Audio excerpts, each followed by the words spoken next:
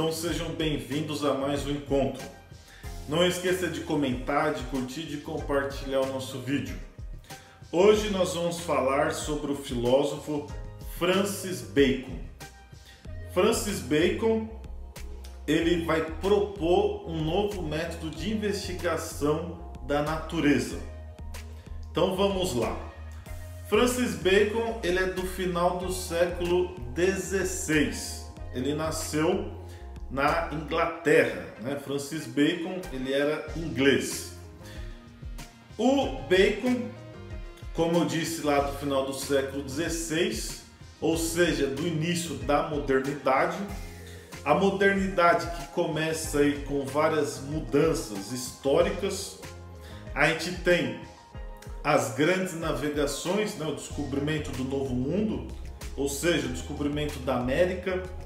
A gente tem toda uma revolução no campo científico, a gente tem o Renascimento na Europa, o Iluminismo, a Reforma Protestante, que quebrou, né, a hegemonia, o monopólio da Igreja Católica. Então, a Idade Moderna ela começa com várias mudanças aí históricas e sociais.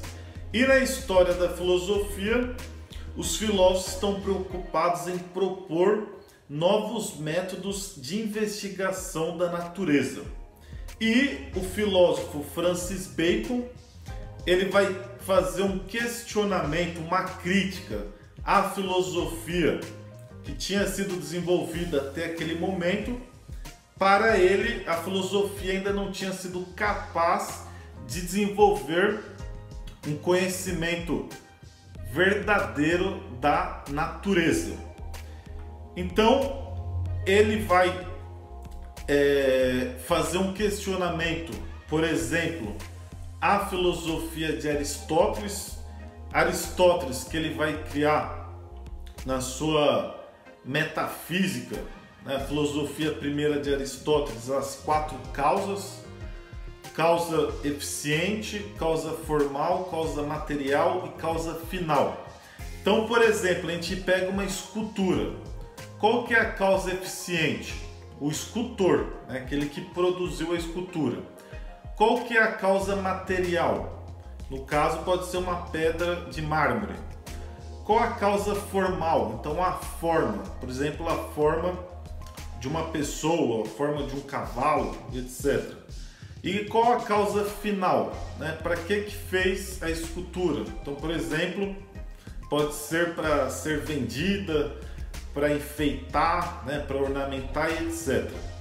Então, o Bacon ele vai falar que o verdadeiro conhecimento ele parte do conhecimento da causa formal. Então, ele fala que só com o conhecimento da causa formal que o homem vai chegar ao verdadeiro conhecimento da natureza.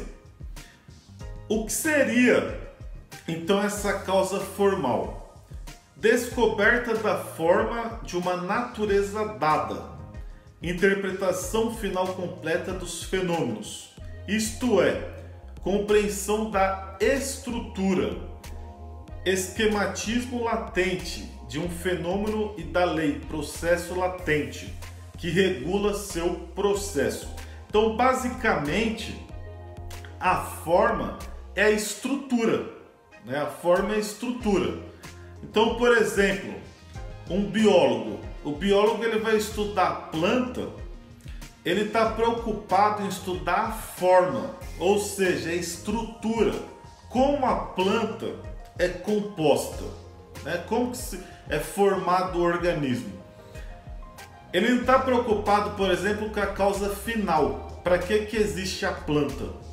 Né? Qual que seria a finalidade? Mas ele está preocupado, antes de tudo, em descobrir a forma.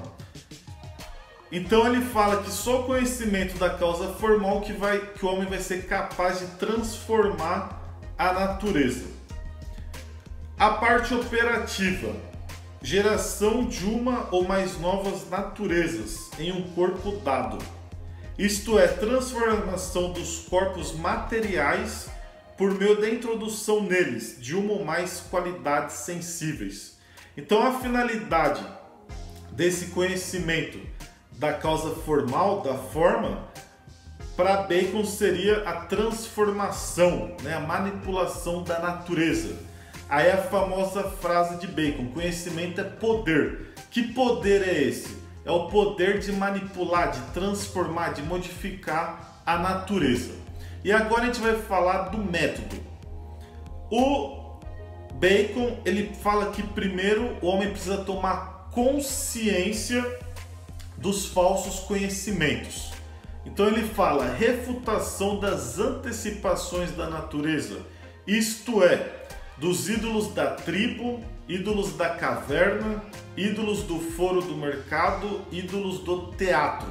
Então ele fala que o homem, ele cria uma antecipação da natureza, né? Um conhecimento antecipado, na ideia de imediato, né? De conhecimento imediato, que leva o homem ao erro, ao falso conhecimento.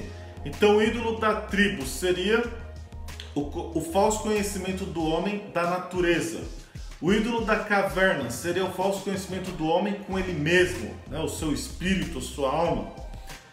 Ídolo do foro do mercado, então seria o falso conhecimento do homem em sociedade, em comunidade, com os outros.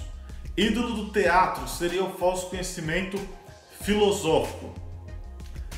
E a partir dessa consciência que existe um falso conhecimento, um conhecimento antecipado da natureza, ele vai partir para o método demonstrativo, que ele vai dividir em duas partes. Então a primeira parte, derivação dos axiomas a partir da experiência.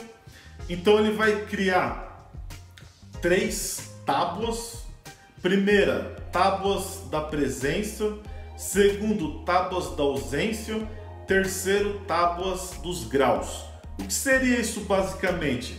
Seriam formas de peneirar o conhecimento. Então, primeiro, ele vai elencar todas as hipóteses possíveis sobre um fenômeno e, por um processo de eliminação, vai se excluindo as hipóteses falsas para se chegar no verdadeiro conhecimento. Então o método seria indução por eliminação da hipótese falsa na explicação do fenômeno. Então, por um processo de eliminação, vai chegando às hipóteses verdadeiras.